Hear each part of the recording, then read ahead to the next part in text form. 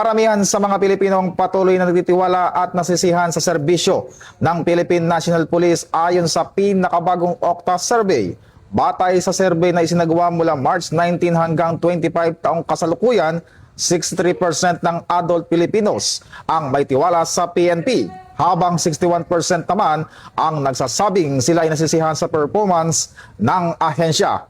Isinagawa ang pag-aaral sa pamamagitan ng face-to-face interview sa 1,200 respondent na may edad 18 pataas. Sa resulta, nanguna ang Mindanao na may pinakamataas na trust rating na 74% at satisfaction rating na may 69%, kasunod ang Visayas. Samantala sa National Capital Region na may 54% tiwala at 52% satisfaction.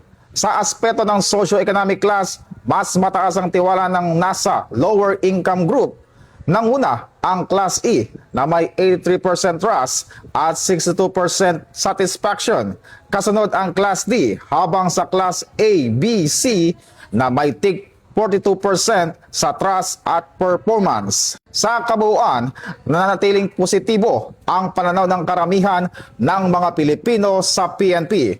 Patuloy ang Philippine National Police sa pagpapatupad ng kanilang mandato na magbigay ng tapat at maayos na serbisyo sa publiko, kasabay ng kanilang pagpapatupad ng PNP Focus Agenda at paigtingin ang ugnayan sa komunidad. Ito ang bagong PNP para sa bagong Pilipinas, serbisyong mabilis, tapat at nararamdaman.